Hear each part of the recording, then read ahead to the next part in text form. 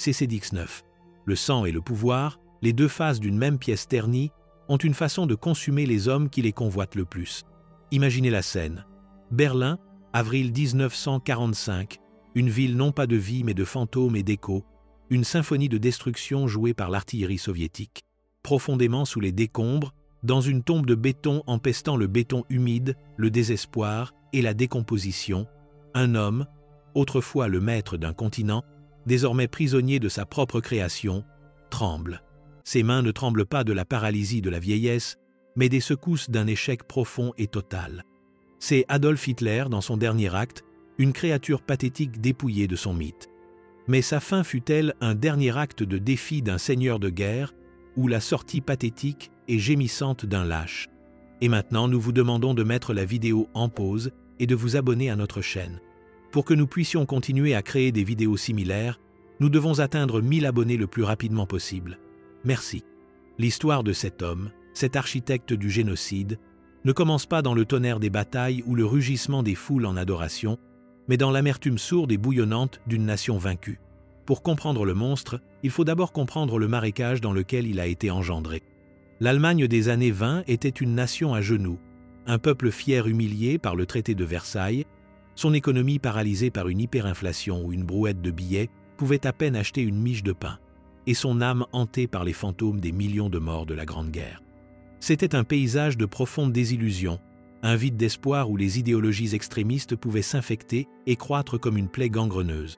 Dans ce vide, s'est avancé un artiste raté, un ancien caporal animé d'un ressentiment brûlant et d'une capacité envoûtante, presque hypnotique, à canaliser la rage collective d'un peuple brisé.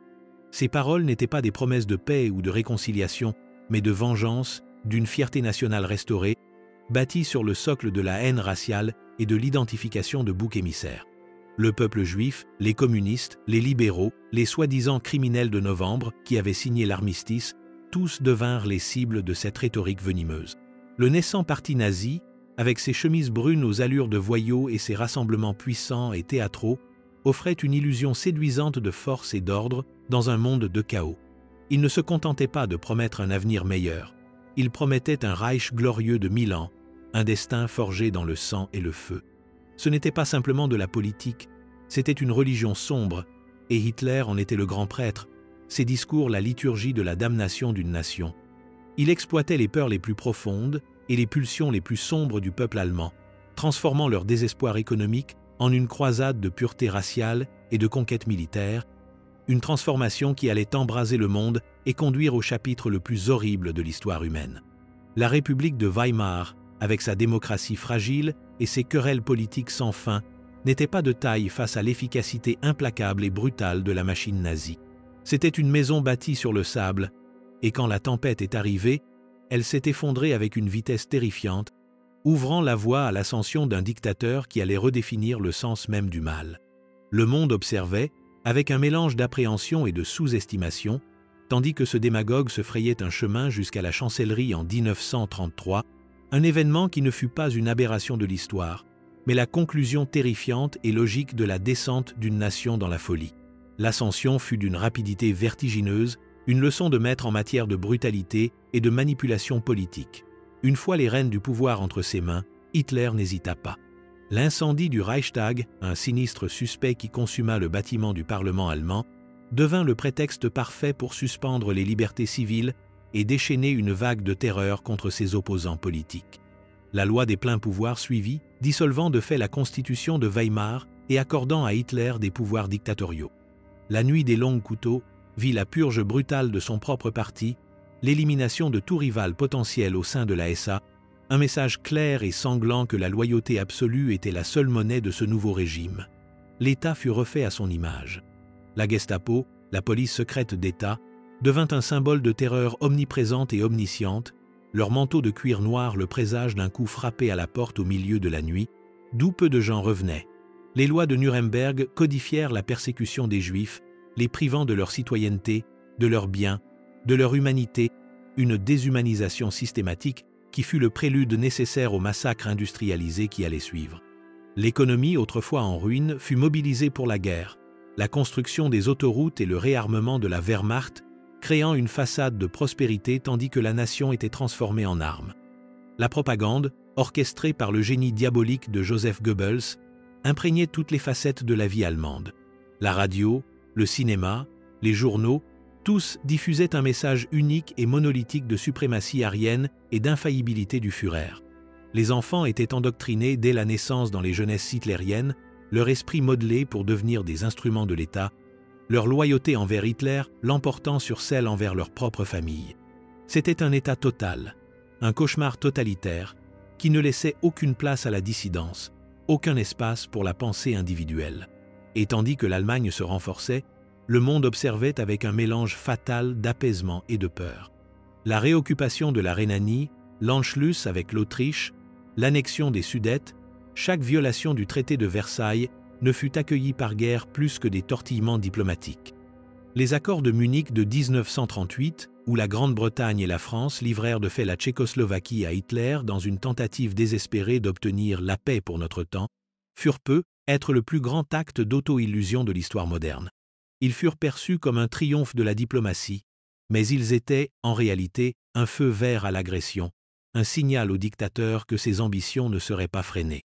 Il avait promis à son peuple un Reich qui durait 1000 ans, et alors qu'il se tenait au bord de la guerre, il semblait à beaucoup, tant à l'intérieur qu'à l'extérieur de l'Allemagne, qu'il pourrait bien y parvenir. Le monde était sur le point d'apprendre le véritable coup de la sous-estimation des ambitions d'un homme qui voyait la conquête non seulement comme un objectif politique, mais comme un impératif historique et racial. Les premières années de la guerre furent un témoignage de l'efficacité terrifiante de la machine de guerre allemande. La Blitzkrieg, la guerre éclair, déchira la Pologne en quelques semaines, une démonstration brutale de la puissance combinée des chars, des avions et de l'infanterie. Le Danemark et la Norvège tombèrent peu après. Puis vint le coup de maître, l'invasion audacieuse de la France à travers la forêt des Ardennes, prétendument infranchissable, une manœuvre qui contourna la ligne Maginot et mit une grande puissance européenne à genoux en seulement 6 semaines. Paris, la ville lumière, tomba dans l'obscurité. Hitler se tenait à la tour Eiffel, conquérant d'un continent, maître de l'Europe. La bataille d'Angleterre fut son premier revers significatif, la résistance acharnée de la Royal Air Force empêchant une invasion allemande et démontrant que la nation insulaire ne se laisserait pas si facilement soumettre. Mais ce n'était qu'un inconvénient mineur dans le grand schéma de ses ambitions. Son regard se tourna vers l'Est, vers les vastes plaines de l'Union soviétique. L'opération Barbarossa, lancée en juin 1941, fut la plus grande invasion de l'histoire humaine, une guerre idéologique d'anéantissement visant à détruire le judéo-bolchevisme et à assurer le Lebensraum, ou espace vital, pour le peuple allemand. Les succès initiaux furent stupéfiants. La Wehrmacht s'enfonça profondément en territoire soviétique, capturant des millions de prisonniers et atteignant les portes de Moscou. Il semblait que l'Union soviétique, comme la France, s'effondrerait sous le poids de l'assaut allemand. Mais l'hiver russe, cette même force brutale qui avait vaincu Napoléon, vint à la rescousse. L'avancée allemande s'enlisa. Les soldats mal équipés pour les températures glaciales, leur ligne de ravitaillement étirée jusqu'à la rupture. La bataille de Stalingrad devint le tournant de la guerre sur le front de l'Est, un véritable hachoir à viande qui saigna à blanc la 6e armée allemande et se termina par une reddition catastrophique. Ce fut une défaite dont la Wehrmacht ne se remettrait jamais complètement, un coup porté non seulement à sa force militaire, mais aussi au mythe de son invincibilité. Dans les déserts d'Afrique du Nord, Rommel, le renard du désert, fut vaincu à El Alamein. Et puis, le 7 décembre 1941, l'attaque japonaise sur Pearl Harbor fit entrer la puissance industrielle des États-Unis dans la guerre. Le vent avait tourné. Le Reich de 1000 ans, qui avait autrefois semblé une réalité imminente, était maintenant confronté à une guerre sur 2 fronts contre une coalition de puissances qui l'éclipsait en termes d'effectifs et de capacité industrielle. Le rêve commençait à tourner au cauchemar. Le déclin ne fut pas un effondrement soudain, mais une lente et douloureuse décomposition, un miroir de la désintégration physique et mentale du Führer lui-même. Alors que la guerre tournait contre lui, Hitler se retira de plus en plus dans le monde fantastique de la tanière du loup, puis du Führerbunker, s'entourant de sycophantes qui nourrissaient ses délires et le protégeaient de la dure réalité de la défaite imminente de l'Allemagne. Sa santé, toujours un sujet de fascination morbide, commença à se détériorer rapidement. Sa main gauche développa un tremblement prononcé qu'il cachait souvent derrière son dos ou en joignant ses mains. Sa posture se voûta, Sa marche devint un pas traînant. Sa peau devint blafarde et ses yeux, autrefois si envoûtants pour les masses, devinrent ternes et voilés. Il était un cocktail de mots, réels et imaginaires, traités par son médecin personnel, Théodore Morel, avec une concoction bizarre et dangereuse de drogues, y compris des amphétamines, des barbituriques et même des préparations contenant du sperme de taureau. Ce régime quotidien d'injection le transforma en une épave paranoïaque et irritable, sujette à de violentes crises de rage et à de longues périodes de dépression maussade. Ses décisions militaires devinrent de plus en plus erratiques et déconnectées de la réalité. Il déplaçait des armées inexistantes sur ses cartes, ordonnait des contre-offensives par des divisions qui avaient été anéanties des semaines auparavant et refusait d'envisager toute forme de retraite stratégique, déclarant que tout terrain gagné devait être tenu jusqu'au dernier homme. Le complot du 20 juillet 1944, lorsqu'un groupe d'officiers courageux mené par Claus von Stauffenberg tenta de l'assassiner avec une bombe à la tanière du loup, fut une démonstration crue de la dissidence croissante au sein des plus hauts rangs de la Wehrmacht. Hitler survécut à l'explosion, protégé par une lourde table en chêne, mais l'événement brisa ses nerfs déjà fragiles et approfondit sa paranoïa. La purge qui suivit fut sauvage. Des milliers de personnes furent arrêtées, torturées et exécutées, leurs morts souvent filmées pour le visionnage privé du Führer.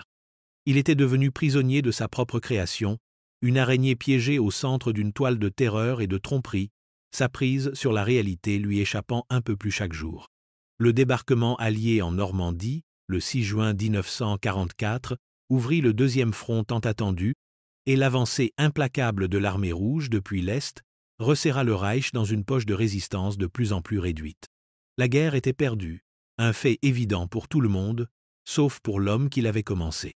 Il s'accrochait à l'espoir désespéré d'une arme miracle ou d'une fracture dans la coalition alliée, un témoignage de sa profonde incapacité à accepter l'échec. La fin approchait, non pas avec fracas, mais avec la lente et inexorable progression de la défaite. Les derniers jours dans le Führerbunker furent une descente dans une folie souterraine, un théâtre grotesque de l'absurde joué tandis que le monde à la surface brûlait. Le bunker lui-même était un labyrinthe de béton, une structure semblable à une tombe à quelques 50 pieds sous le jardin de la chancellerie du Reich, protégée par des murs en béton armés assez épais pour résister aux plus lourdes bombes alliées. Mais il ne pouvait protéger ses habitants de la claustrophobie psychologique d'une fin imminente. L'air était épais de l'odeur de fumée de cigarettes rassis, de sueur et de peur, le bourdonnement constant du système de ventilation une bande-son exaspérante de la fin du monde. Le sol tremblait sans cesse sous l'impact des obus soviétiques, chaque explosion rappelant la proximité de l'ennemi. Hitler, une silhouette voûtée et traînante, présidait cette cour macabre. Sa routine quotidienne était une parodie pathétique de son ancien pouvoir. Il tenait des conférences militaires où il fulminait contre ses généraux, les accusant de trahison et d'incompétence, sa voix un cri rauque, son corps tremblant de fureur impuissante. Il se penchait sur des cartes, ses mains tremblantes luttant pour déplacer les épingles colorées représentant des armées qui étaient soit encerclées, soit n'existaient plus. Il trouvait du réconfort en compagnie de son berger allemand, Blondie, et de son cercle intime de loyalistes fanatiques, dont l'omniprésent Goebbels, le sinistre Martin Bormann, et sa maîtresse de longue date, Eva Braun. Braun, une femme qui avait été une figure largement invisible tout au long du Reich, arriva dans le bunker à la mi-avril, un dernier geste futile de loyauté envers l'homme qu'elle aimait. Sa présence apporta une étrange domesticité, presque surréaliste, à l'atmosphère sinistre du bunker. Il prenait le thé, écoutait des disques et se remémorait le passé, une île bizarre de normalité dans une mer de chaos. Mais il n'y avait aucun moyen d'échapper à la réalité de la situation. Les nouvelles du monde extérieur étaient un battement de tambour incessant de défaite. Vienne était tombée. Les Américains et les Soviétiques avaient fait leur jonction sur l'Elbe. La dernière défense désespérée de Berlin, confiée à une armée hétéroclite de vieillards et d'enfants soldats des jeunesses hitlériennes, s'effondrait. La fin n'était plus une possibilité. C'était une inévitabilité, mesurée en heures, non en jours. Le dernier acte de cette tragédie était sur le point de commencer. L'atmosphère dans le bunker devint plus lourde, plus suffocante, d'heure en heure. La nouvelle que Heinrich Himmler, le loyal Heinrich, l'architecte de la solution finale, tentait de négocier une reddition avec les alliés occidentaux dans son dos, plongea Hitler dans une de ses rages les plus volcaniques. C'était la trahison ultime, une confirmation de sa paranoïa la plus profonde selon laquelle il était entouré de traîtres. Ceci, plus que toute défaite militaire, sembla briser son esprit. Il résolut de mourir, de priver ses ennemis de la satisfaction de le capturer vivant. Il ne serait pas paradé dans les rues de Moscou dans une cage, un sort qui l'obsédait morbidement après l'exécution publique de Mussolini. Le 29 avril, aux premières heures du matin, il dicta son testament politique final et son testament privé. Le testament était une dernière tirade décousue, un pamphlet venimeux qui blâmait la juiverie internationale pour la guerre et exhortait le peuple allemand à poursuivre la lutte. C'était l'œuvre d'un homme totalement détaché de la réalité, son esprit une boucle fermée de haine et d'apitoiement sur soi. Puis vint l'événement le plus surréaliste de tous. Lors d'une petite cérémonie improvisée, il épousa Eva Braun. Elle avait été sa maîtresse pendant plus d'une décennie, une figure obscure cachée au public allemand. Maintenant, alors que le monde s'écroulait autour d'eux, elle serait sa femme pour un peu plus d'un jour. Le petit déjeuner de mariage qui suivit fut une affaire sombre et funèbre, à laquelle assistèrent les Goebbels, Bormann et quelques secrétaires. La conversation ne portait pas sur l'avenir, mais sur les méthodes les plus efficaces de suicide. Hitler avait déjà testé ses capsules de cyanure sur sa chienne bien-aimée, Blondie, un dernier acte cruel pour s'assurer de leur efficacité. Il donna des capsules à ses secrétaires, un dernier cadeau glacial de leur fureur. Le bunker était devenu un culte de la mort, ses habitants se préparant à un Götterdämmerung collectif, un crépuscule des dieux. Les derniers adieux furent faits. Hitler passa devant la ligne de son personnel restant, leur serrant la main, les yeux vitreux, un homme déjà mort au monde. Il se retira dans son bureau privé avec sa nouvelle femme. L'heure était venue. Les derniers moments furent enveloppés d'un silence plus terrifiant que le tonnerre de l'artillerie à l'extérieur. Vers 3h30 de l'après-midi, le 30e avril 1945, après un déjeuner tranquille de spaghettis, Hitler et Eva Braun se retirèrent dans leur suite privée. Les habitants restants du bunker attendaient dans le couloir, un petit public terrifié pour un événement qu'ils ne pouvaient voir. Les minutes s'écoulèrent. Puis, un seul coup de feu, étouffé par la lourde porte, mais sans équivoque dans le silence tendu. Après quelques instants d'hésitation, le valet d'Hitler, Heinzling, et Martin Bormann ouvrirent lentement la porte. La scène à l'intérieur était d'une finalité grotesque et pathétique. La petite pièce sentait l'amande amère du cyanure et la cordite âcre du coup de feu. Eva Braun était affalée sur le canapé à la gauche d'Hitler. Elle avait croqué une capsule de cyanure. Son visage était tordu dans une grimace finale et angoissante. Hitler était assis à côté d'elle, affalé vers l'avant. Un pistolet Walter PPK de 7,65 mm gisait sur le sol près de ses pieds. Il s'était tiré une balle dans la tempe droite. Une petite flaque de sang imbibait le motif floral du canapé, une tache cramoisie écrue sur le tissu bon marché. Un filet de sang coulait le long de son menton et sur son uniforme, qui était, comme toujours, impeccablement propre. Ses yeux étaient ouverts, fixant le vide. Le maître du Troisième Reich, l'homme qui avait plongé un continent dans la guerre et assassiné des millions de personnes, était mort. Il n'y eut pas d'opéra wagnérien, pas de dernier combat glorieux, juste une fin sordide et solitaire dans un sous-sol en béton. Ce n'était pas la mort d'un dieu, mais la mort d'un homme, une sortie pathétique et lâche pour un tyran qui avait exigé le sacrifice ultime de millions de personnes, mais ne pouvait faire face aux conséquences de ses propres actes.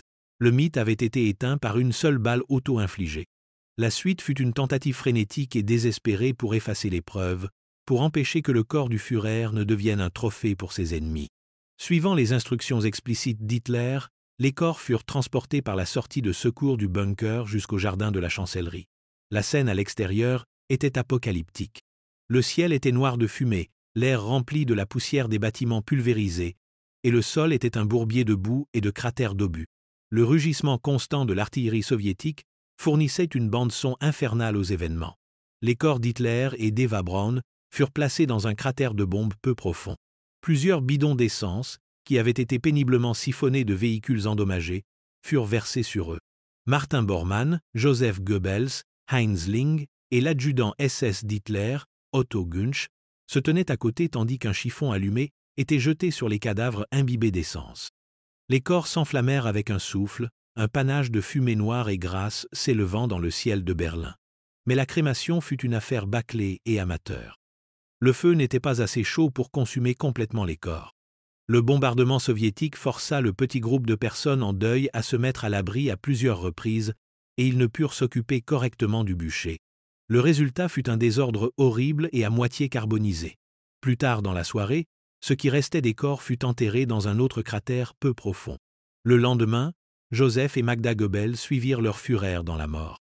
Après avoir empoisonné leurs 6 enfants au cyanure, ils se suicidèrent également, leur corps étant aussi partiellement brûlés dans le jardin de la chancellerie.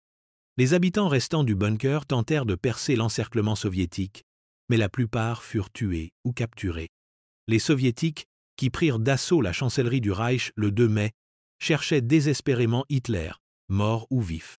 Ils découvrirent les restes partiellement enterrés et carbonisés, mais Staline, conspirateur paranoïaque comme toujours, refusa d'y croire. Pendant des décennies, l'Union soviétique perpétua le mythe selon lequel Hitler s'était échappé, peut être en Amérique du Sud ou en Antarctique, une pièce de propagande utile pour semer la discorde parmi les alliés occidentaux. La vérité était bien plus sordide. Les soviétiques détinrent secrètement les restes, effectuant de multiples autopsies pour confirmer l'identité grâce aux archives dentaires. Le dernier chapitre, ignominieux, eut lieu en 1970, lorsque le KGB, sur ordre de Moscou, exhuma les derniers restes d'un site d'inhumation secret à Magdebourg, les réduisit en poussière et les dispersa dans un affluent de l'Elbe. Il n'y aurait pas de tombe, pas de sanctuaire, pas de lieu de repos final pour l'homme qui avait apporté tant de morts et de destruction au monde. La mort d'Adolf Hitler fut plus que la simple fin d'une seule vie monstrueuse. Ce fut la mort symbolique d'une idéologie qui avait tenu une nation et un continent sous son emprise. Son suicide ne fut pas un acte de défi héroïque, mais l'acte ultime de lâcheté narcissique. Il avait orchestré une catastrophe mondiale, exigé le sacrifice d'une génération entière de jeunes Allemands et présidé au meurtre systématique de 6 millions de Juifs et de millions d'autres, et pourtant il ne put faire face au jugement du monde ou du peuple qu'il avait si catastrophiquement trompé. Il choisit de quitter la scène par un acte de violence sordide et auto-infligé, laissant sa nation en ruine et ses partisans face aux conséquences de ses crimes. L'héritage de son Reich de 12 ans est une cicatrice sur le visage de l'histoire humaine, un rappel permanent des profondeurs de la dépravation dans lesquelles l'humanité peut sombrer lorsqu'elle est alimentée par la haine, l'intolérance et le poison séduisant du totalitarisme. Le nom d'Hitler est devenu synonyme du mal, un synonyme d'une forme de tyrannie si absolue et si meurtrière qu'elle défie presque l'entendement. La découverte des camps de concentration par les soldats alliés mit à nu toute l'horreur inimaginable de son régime. Les chambres à gaz, les crématoires, les montagnes de chaussures et de cheveux, les survivants émaciés, tout cela témoignant d'un crime si vaste qu'il nécessita l'invention d'un nouveau mot, génocide. Sa mort n'a pas purifié le monde de son poison. Les idéologies qu'il a défendues, les haines qu'il a attisées, les ressentiments qu'il a exploités, n'ont pas disparu avec la fumée de son bûcher funéraire. Ils persistent encore, dans les recoins sombres d'Internet, dans la rhétorique des démagogues, dans les actes de violence commis au nom de la suprématie raciale ou ethnique. L'histoire de sa mort horrible n'est donc pas seulement un morceau d'histoire morbide, c'est un avertissement intemporel et urgent. C'est un avertissement sur la fragilité de la démocratie, les dangers du pouvoir non contrôlé et la vitesse terrifiante à laquelle une société civilisée peut sombrer dans la barbarie. Elle nous rappelle que le mal n'est pas toujours une caricature monstrueuse. Il peut être banal, bureaucratique et d'une efficacité glaçante. Et elle pose une question à laquelle chaque génération doit répondre pour elle-même. Comment reconnaissons-nous les germes d'une telle haine et comment les empêchons-nous de prendre racine avant qu'ils ne s'épanouissent en un autre holocauste? L'image finale et pathétique du tyran tremblant dans son bunker est un rappel brutal que les ambitions les plus grandioses, lorsqu'elles sont bâties sur un fondement de mensonges et de cruauté, s'effondreront finalement en un tas de décombres et de cendres. L'analyse finale de la fin de cet homme révèle une symétrie profonde et troublante. Toute son existence politique était fondée sur l'idée d'une mort glorieuse au combat, un sacrifice héroïque pour la nation. L'idéologie nazie était saturée d'une mentalité de culte de la mort, de la glorification des martyrs, tombés du parti à l'exigence d'une résistance totale et suicidaire dans les derniers jours de la guerre. Pourtant, lorsque son propre moment est venu, il n'a rien choisi de tout cela. Il n'est pas tombé en menant ses dernières troupes dans la défense de Berlin. Il n'a pas affronté ses conquérants avec défi. Au lieu de cela, il a opté pour une auto-annihilation clinique, privée et finalement pathétique. Cet acte final était l'expression ultime de son solipsisme. La guerre, pour lui, ne concernait pas l'Allemagne. Elle le concernait lui.